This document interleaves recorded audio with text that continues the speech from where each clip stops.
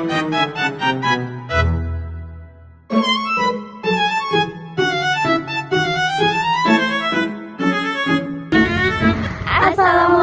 teman-teman. Assalamualaikum teman-teman. Hari ini kami ingin mewawancarai salah satu tokoh Muhammadiyah dari Aum Gedang Sari untuk memenuhi tugas mata kuliah Kemuhammadiyahan dan Keaisyahan Universitas Aisyah Yogyakarta.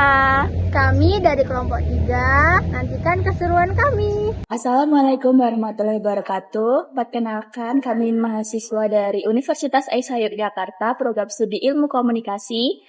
Di sini kami ingin mewawancarai salah satu tokoh Muhammadiyah. Boleh perkenalkan diri dulu? Nama saya Sofia Nur Azizah. Untuk itu, kami akan memulai sesi wawancara.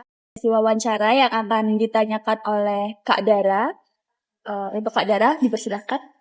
Baik Kak, sebelumnya kami mau tanya tentang, boleh Kakak ceritakan latar belakang selama Kakak menjadi tokoh Muhammadiyah dan sejak kapan Kakak terlibat di Muhammadiyah?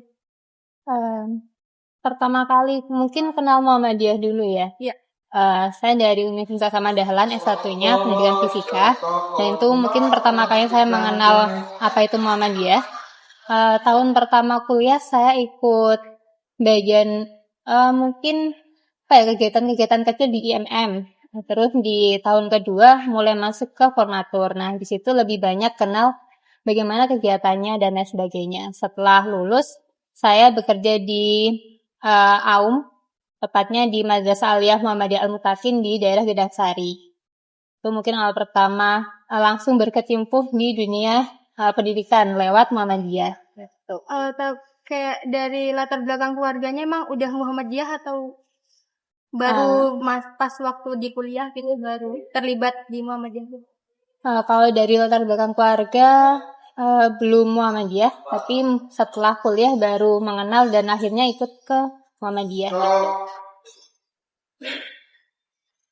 Berarti untuk saat ini kakak itu ya terjun di organisasi Muhammadiyah? Ya, di Aum dan juga di NA-nya. Untuk penempatannya di daerah Gedang Sari. Gunung Kidul? Iya.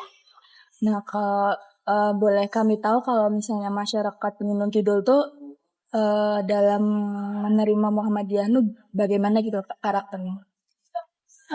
Mungkin saya cerita di daerah Gedang Sari karena saya lebih banyak di sana ya. Di daerah Gedang Sari itu sebenarnya dari pimpinan cabangnya sendiri itu aktif dalam kegiatan organisasinya, terus ada kegiatan-kegiatan lain yang itu melibatkan warganya. Cuman partisipasi dari warga dan juga dari pengurus sendiri itu kadang mungkin kalau misalkan ada 100% yang ada di situ, mungkin dari 50% yang bisa ikut terlibat gitu sih. Dan mungkin karena itu daerahnya juga masih masih di pedesaan, jadi mereka karakteristik mereka tuh lebih condong untuk menerima hal baru tuh agak susah gitu. Itu sih Kak. Berarti itu ya Kak, kayak ke sana tuh maksud kayak ada sebagian yang mau diajak kerjasama, ada juga yang sulit gitu. Iya. Nah, kalau misalnya suka duka kakak nih selama aktif di organisasi Muhammadiyah di Gedang Sari ya, itu kayak tantangannya atau sukanya itu gimana? Tantangannya adalah mungkin dari internalnya kami dulu. Kalau mau kita pukul rata semua profesional itu agak susah. Terus untuk mengajaknya juga karena mungkin belum karena panggilan hatinya ya, jadinya tuh untuk ngajak tuh juga kita kadang agak kesulitan di bagian situ. Nah, terus untuk kaderisasi kami juga agak susah.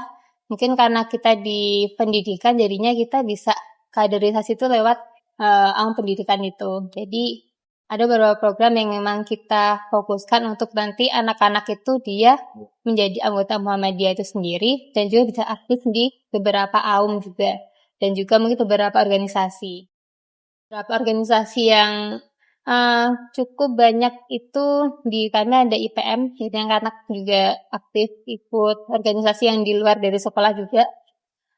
Terus ada Tapak Suci, karena kami juga fokus di bagian akademik, bukan akademiknya berarti ya, bagian prestasinya lewat situ.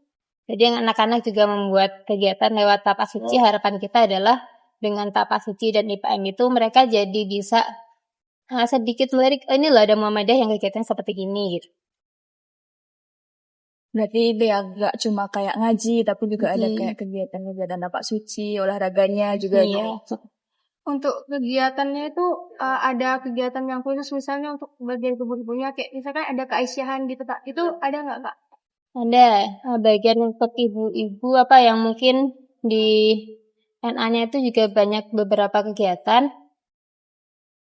Banyak ya sih kayak gitu sih, lebih ke ngaji, terus mungkin untuk dari beberapa pengurus itu untuk lebih memperkuat mereka lagi itu ada, mereka juga ngadain beberapa rekreasi gitu. Cuman itu masih untuk internal. Kalau untuk eksternal tadi mungkin ngaji, tapi kita nggak bisa semuanya kita rangkul karena di daerah kami baru ada organisasi lain yang terbentuk gitu. Itu juga mungkin salah satu hambatan juga ya. Saingan Mungkin bisa dibilang gitu ya. Nah, ini yang terakhir sih Kak, kayak seperti yang kita tahu sekarang kan kayak generasi sekarang kayak sulit banget gitu untuk misalnya kayak ngaji atau apa, pokoknya sekarang tuh serba sosmed gitu lah Kak. Nah, pesan Kakak nih untuk generasi sekarang kayak misalnya biar dia fokus nih kayak gabung lah ke Muhammadiyah itu gimana Kak? Kalau gimana mereka biar gabung ke Muhammadiyah mungkin bisa lihat beberapa kegiatan dari Muhammadiyah dulu. Dan ini gabung ke Muhammadiyah juga saya tuh bukan karena pengen awalnya, tapi karena sudah terlanjur nih di UAD kan kegiatannya juga mau tidak mau kan ikut yang ke Muhammadiyahan juga. Akhirnya kenal di situ. Nah setelah mungkin mengenal Muhammadiyah itu langsung kayak mes aja, karena kok ada ya organisasi yang pengurusnya tuh mereka nggak minta gaji nih, tapi bisa jalan. Dan dari situ saya mulai kayak kekaguman itu yang bikin saya akhirnya dari mengenal terus masuk ke dalam sana. Terjun ke Muhammadiyah. Terus kalau dilihat sekarang itu kan sosmed tuh sangat-sangat masif banget ya. Terus kalau dulu mungkin kita ngaji tuh kita mencari guru. Nah sekarang tuh kita nggak perlu ada guru, kita bisa nyari di manapun. Kita pakai HP, kita bisa searching di mana-mana. Cuman yang perlu kita garis bawahi adalah nggak semua yang kita baca di HP itu kan itu benar. Karena itu kita harus benar-benar mencari mana nih platform yang itu sejalan dengan kita dan itu kebenarannya bisa 100% akurat gitu sih. Mungkin dari sana kita bisa masuk ke Muhammadiyah, karena saya juga salah satu kader di Muhammadiyah. Ada program baru, itu ada sekolah ideologi Muhammadiyah, dan salah satu dari itu tuh kayak semacam sekolah tapi untuk beberapa kader Muhammadiyah gitu. Dan di sana saya belajar gimana Muhammadiyah itu benar-benar nggak cuma melihat sesuatu terus mereka ikut-ikutan kayak FOMO gitu, enggak, tapi mereka benar-benar yang kita mengkaji dulu ini perlu kita tindak lanjuti apa enggak. Kalau misalkan tidak perlu, kita ya udah biarin aja. Cuman kalau itu perlu dan itu untuk kemaslahatan kita bersama tuh dikaji, dan itu pengkajinya juga bukan main-main.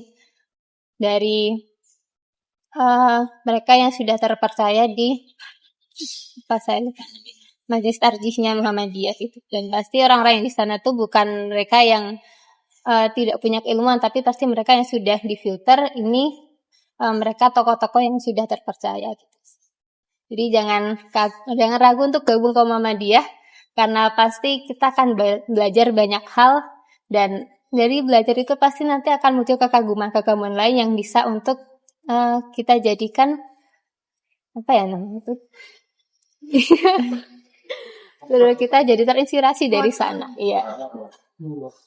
Seperti kayak apa sih Kak kalau pepatahnya ya apa yang hidup-hidupilah Muhammadiyah, jangan numpang hidup di Muhammadiyah. Ya. Bisa. Nah, baik, untuk sesi wawancara dengan Kak Sofi telah selesai dan terima kasih sudah menonton videonya sampai selesai. Mohon maaf jika kami ada kesalahan dalam perkataan kami. Terima kasih. Wassalamualaikum warahmatullahi wabarakatuh. Tamatnya sudah acuh tadi.